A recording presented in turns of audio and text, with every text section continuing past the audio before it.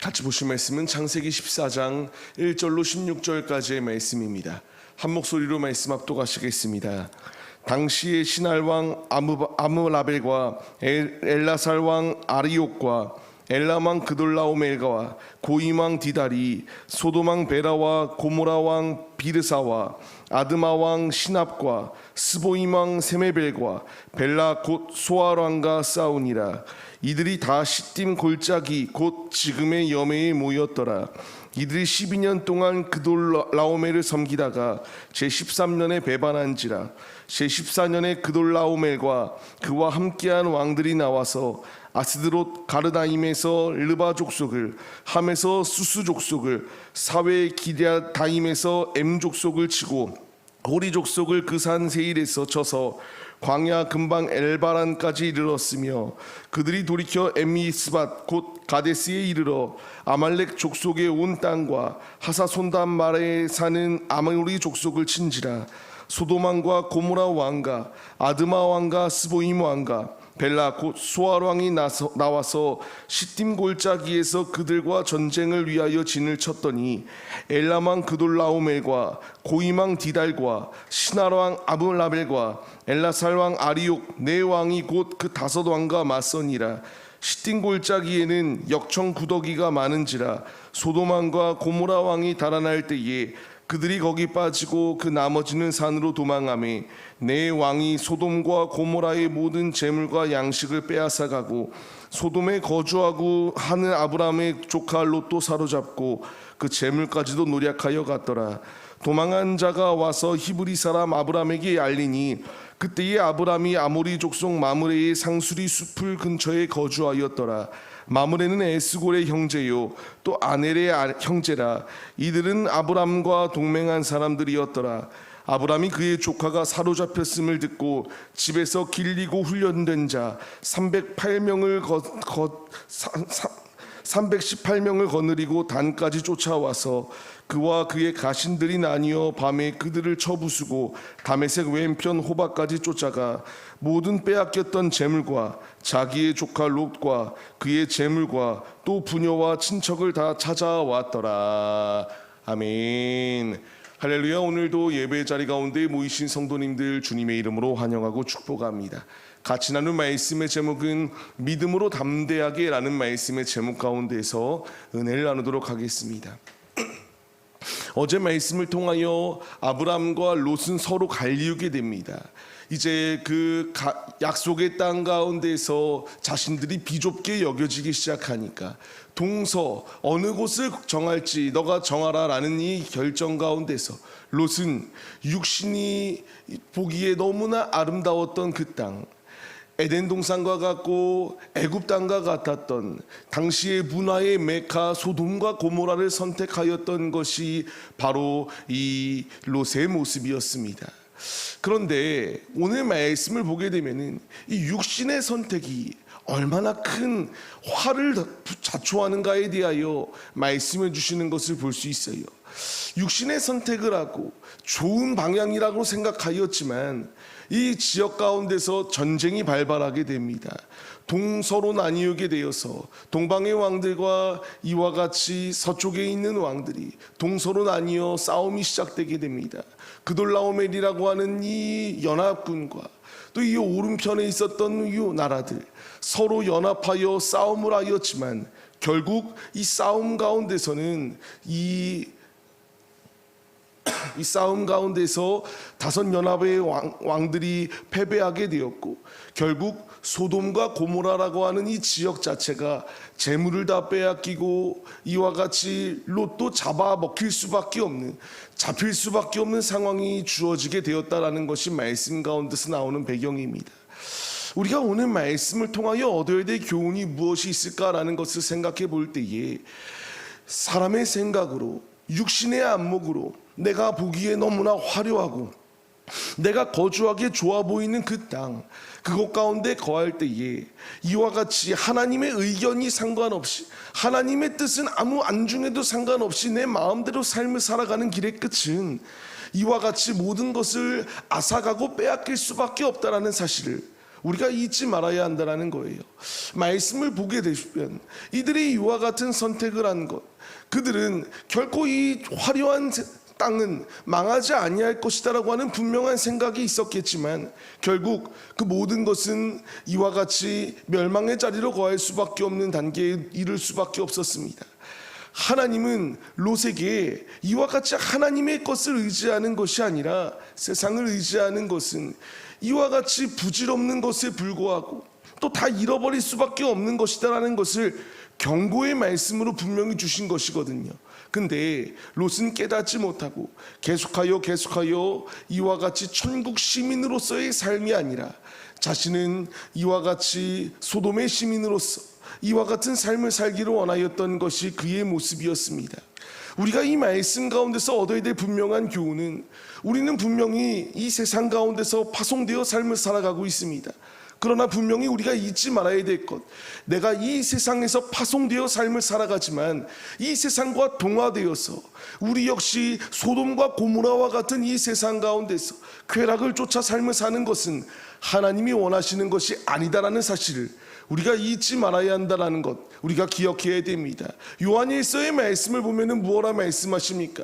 세상에 있는 것들을 사랑하지 말라고 주께서 분명히 말씀하십니다. 세상을 사랑하면 아버지의 사랑이 그 안에 있지 않다라는 것을 분명히 말씀해 주세요. 야고보서의 말씀 또한 무엇라 말씀하십니까? 세상에 벗된 것이 하나님과의 원수됨을 우리가 잊지 말아야 한다는 것을 분명히 말씀해 주십니다. 롯은 이것을 깨닫지 못하였고요, 세상과 벗하며 세상 속에서 이와 같이 삶을 살다가 결국 이와 같은 실패를 맛보았던 것이 그의 모습이었다라는 것을 주께서 분명히 말씀하십니다. 이제 이 말씀은 동일하게 우리에게 적용되어집니다. 우리 역시 문화가 발전된 시대를 살아가고 있습니다. 우리가 돈이 있고 우리가 이와 같이 힘이 있으면 참으로 즐겁게 살 수 있다라고 생각하는 세상입니다. 하지만 주께서 분명히 말씀하시는 것, 하나님의 자녀로서의 본분을 망각하고 세상 속에서 흥청망청 삶을 사는 길의 끝은 이와 같이 전쟁이 발발하는 이 시대 가운데에서 이와 같이 잡힐 수밖에 없다라는 사실을 분명하게 우리에게 말씀해 주고 계세요. 소돔과 고모라가 아름다워 보이고 발전된 곳이기 때문에 롯은 선택하였습니다. 하지만 그가 알지 못하는 것이 있었다면 그것은 이와 같이 분쟁의 땅이었고 전쟁의 땅이었음을 알지 못하였다라는 겁니다. 우리 역시 마찬가지입니다. 이 세상에 얼마나 많은 전쟁이 우리 앞에 놓여 있습니까? 이 많은 문제 가운데서 세상을 살아가는 길의 끝은 롯과 같은 결과가 우리 앞에 주어질 수밖에 없다는 사실을 우리가 잊지 마시기 바랍니다. 이제 우리가 이 말씀을 받을 때에 세상을 사랑하는 것이 아니라 나의 주인 되시는 나의 주님이신 주님만을 사랑하는 믿음의 모습이 우리에게 있어야 함을 잊지 마시기 바랍니다. 삶을 시작합니다. 우리의 삶의 자리 가운데서 주께서 나를 이 세상에 파송하시고 살아갈 수 있도록 인도하여 주시는 분명한 목적은 이 어둠이 가득한 세상 가운데서 밝기 빛으로 우리가 정화시키고 주의 복음으로 밝기 비추어 나가는 믿음의 도구로 쓰이라고 주께서 우리를 부르셨다. 이 분명한 사실을 잊지 마시고 우리가 세상을 사랑하여 본질을 잃어버리는 것이 아니라 오직 주님을 사랑하여 이 세상을 밝히 복음으로 비추기에 앞장서는 믿음의 도구들의 모습들이 바로 우리네 모습이 되시기를 주님의 이름으로 간절히 축원합니다. 이런 상황 가운데서 이제 아브라함은 롯이 잡혔다라는 소식을 듣게 됩니다. 그가 행동하였던 것은 무엇입니까? 훈련된 자 318명을 데리고 나가서 이제 이 연합군 가운데에 붙잡혀 있는 롯을 구출하기 위하여 나아갑니다. 우리가 생각해 봐야 될 것이 있다면 아브라함은 목자였습니다. 군사가 아니에요. 훈련받은 군사도 아니었고요. 자신이 아무리 훈련시켰다 한들 그들은 전쟁을 경험하지 못하였던 자들입니다. 그럼에도 불구하고 연합군이라고 하면은 그 숫자가 뭐 수백 명이었겠습니까? 수천에서 수만에 달하는 그 많은 연합군과 싸움을 싸우러 나갈 때에 자신의 조카 롯을 구하겠다라는 이 사명 하나만 가지고 담대한 마음으로 나아갔던 것을 볼 수 있습니다. 그가 그와 같이 나아갈 수 있었던 분명한 이유는 하나님의 약속을 신뢰하였기 때문입니다. 하나님께서 내가 내게 복을 주고 이제 너의 모든 삶 가운데서 창대케 하여 주시는 놀라운 은혜를 더하여 주시겠다라는 그 약속의 말씀을 믿으며 힘차게 나아갔던 것이 아브라함의 모습이에요. 우리는 이 말씀을 의지해야 됩니다. 지금도 주께서 나에게 원하시는 것은 어둠이 가득한 세상입니다. 공중에 권세 잡은 마귀가 끊임없이 어둠의 자식들을 이와 같이 번식시키려고 하는 세상 가운데 삶을 살아갑니다. 주께서 나에게 원하시는 것은 주님을 의지하면 두려워할 것이 없다. 후에 300용사로 이 미디안의 13만 5천 명이라고 하는 군사를 승리할 수 있도록 주께서 인도하신 것처럼 아브라함에게 이 318명이라는 숫자를 가지고 그 앞에 연합군이 놓여있다 한들 주께서 함께 하시면 승리할 수 있음을 보여주는 분명한 사건이 오늘 말씀 가운데서 나오게 됩니다. 시편의 말씀을 통하여 무엇라 말씀하십니까? 주께서는 우리의 빛이요 생명의 능력이 되시기 때문에 내가 누구를 두려워할 것이며 내가 누구를 무서워할 것이냐라는 것을 분명히 말합니다. 주가 나와 동행하여 주십니다. 능력 주시는 자에 불가능한 것이 없고 승리할 수밖에 없습니다. 주께서 나에게 원하시는 것은 두려움에 이 세상을 향하여 발을 내딛지 못하는 것이 아니라 주를 의지하여 담대히 어둠이 가득한 세상을 빛의 복음을 들고 나아가 이 세상을 밝히 비출 것을 주께서 우리에게 명령하여 주고 있습니다. 이제 우리가 이 명령에 반응해야 될 분명한 이유는 주가 나와 동행하여 주기 때문입니다. 주께서 나에게 힘을 더하여 주고 있기 때문에 우리가 세상과 타협이 아니라 세상 속에서 굴복하는 것이 아니라 담대한 마음으로 주께 나아가는 것이 지극히 당연하다는 것을 주께서 우리에게 말씀해 주세요. 아브라함이 이와 같이 담대한 믿음으로 나아갈 때에 마지막 오늘 읽었던 16절 말씀과 같이 롯을 구하였을 뿐만 아니라 모든 재물과 모든 부녀와 친척들까지 다 찾아왔다라고 분명히 이렇게 기록되어집니다. 주를 의지하고 주와 동행하는 자에게 이와 같은 승리의 상급들이 예비되어져 있다는 사실을 우리가 잊지 마시기 바랍니다.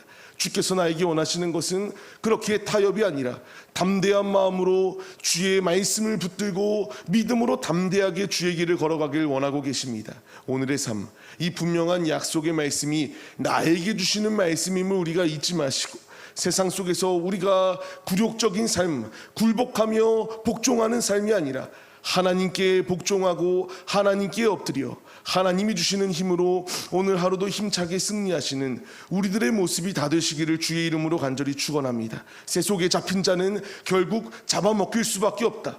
우는 사자와 같이 삼킬 자를 찾아 헤매는 이 악한 시대 가운데서 주께서 우리에게 이길 수 있는 분명한 무기를 주셨습니다. 하나님의 말씀이요, 주께 기도하는 것이 승리할 수 있는 길임을 우리가 잊지 마시고 오늘도 주의 말씀을 의지하여 우리는 주의 군사로서 용맹스럽게 믿음으로 주의 길을 걸어가시는 하나님의 군사들이 다 되시기를 주님의 이름으로 간절히 축원합니다.